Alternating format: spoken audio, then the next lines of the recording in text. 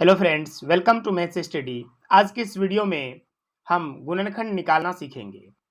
तो इस वीडियो में हम लोग टाइप 1 को कवर करेंगे, जिसमें कि सभी प्लस के निशान होंगे। यहाँ पर आपको दिख रहा है 2x² + 7x + 6 और दूसरा प्रश्न है x² + 5x + 6, यानी कि हम लोग टाइप वाइज गुणनखंड को सीखेंगे।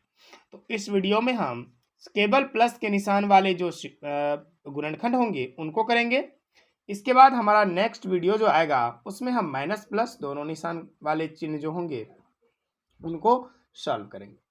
तो चलिए हम सबसे पहले ये समझते हैं कि गुणनखंड का स्टार्टिंग पॉइंट क्या होता है, यानी जब इस सवाल को हम सॉल्व करेंगे तो कहाँ से शुरू करेंगे।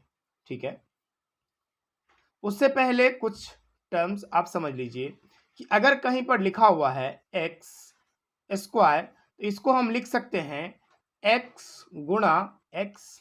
ठीक है, अगर कहीं पर लिखा हुआ है x पर पावर 3, तो इसको हम लिख सकते हैं x गुणा x।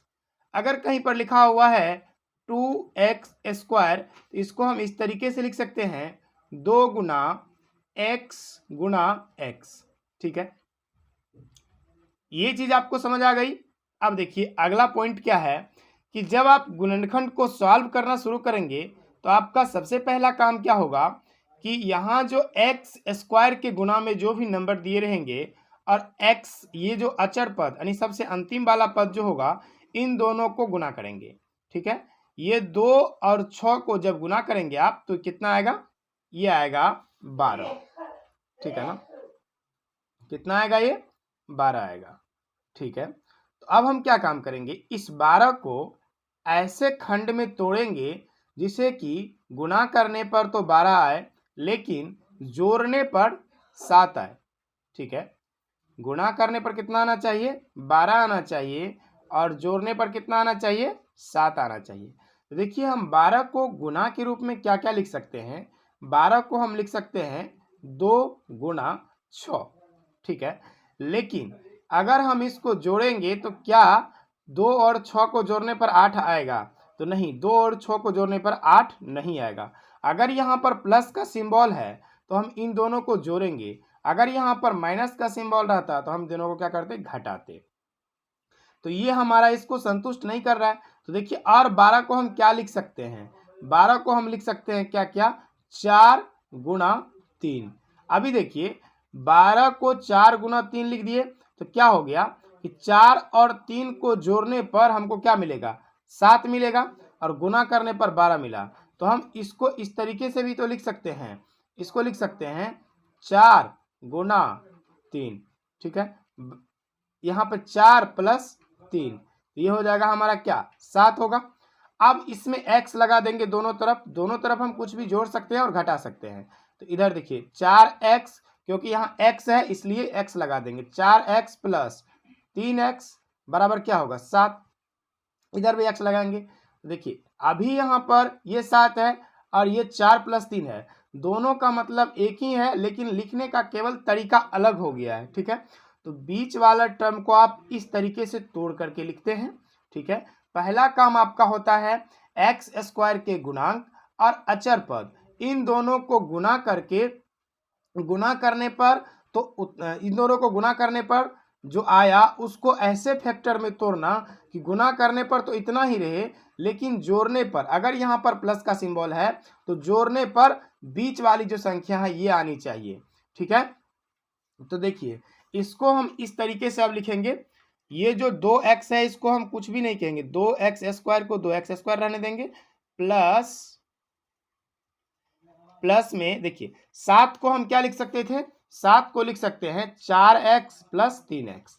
ठीक है ना, तो इसको हम लिखेंगे अब 4x + का 3x प्लस में 6। ठीक है, अब हम क्या करेंगे, अब देखिए इसमें कितने पद हो गए, 1 2 3 4 पद।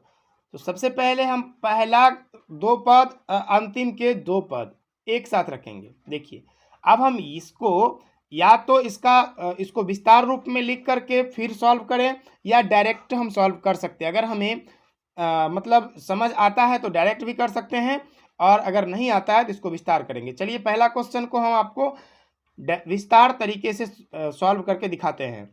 तो इसको हम विस्तार कैसे करें, देखिए 2 को, जैसे आपने अभी तुरंत सीखा कि एक्स स्क्वायर को हम x गुना एक्स लिख सकते हैं, और 2x स्क्वायर को लिख सकते हैं 2 गुना x।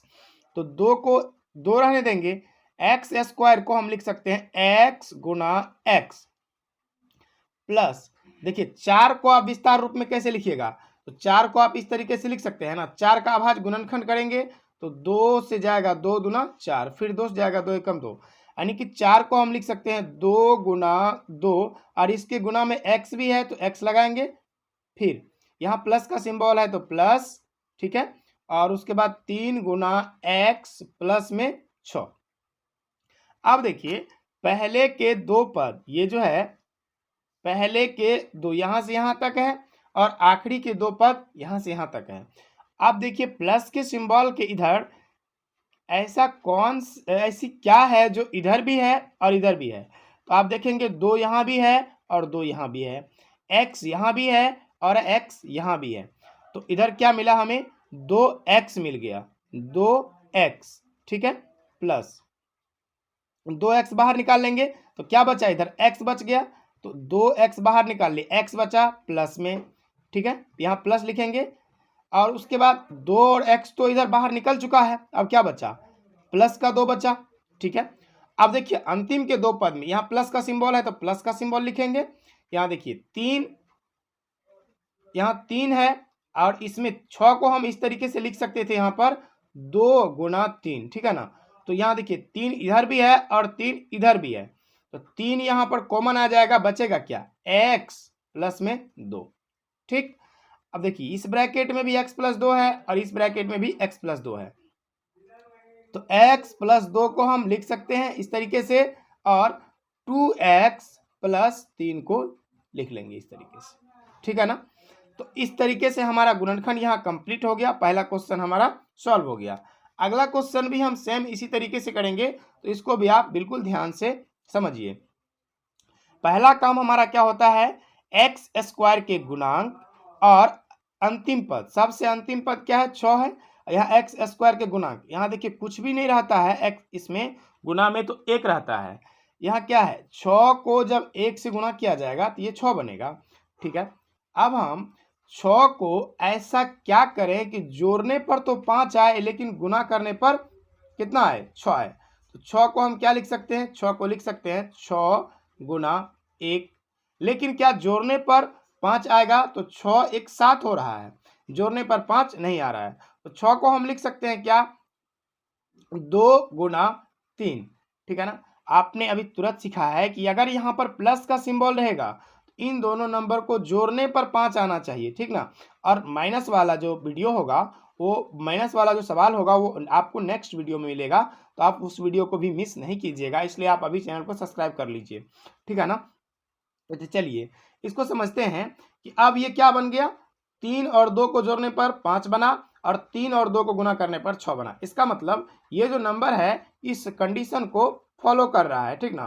तो 6 को हम इस तरीके से, अब 5 को देखिए, इसको हम इस तरीके से लिख सकते हैं, 2 प्लस 3 बराबर 5, अब इसमें क्या लगा देंगे, x लगा देंगे, तो ये हो जाएगा x लगा 2x प्लस 3x बराबर, अब दोनों तरफ x लगाते हैं, ये 2x और 3x जोड़ने पर 5x बन जाता है, राइट।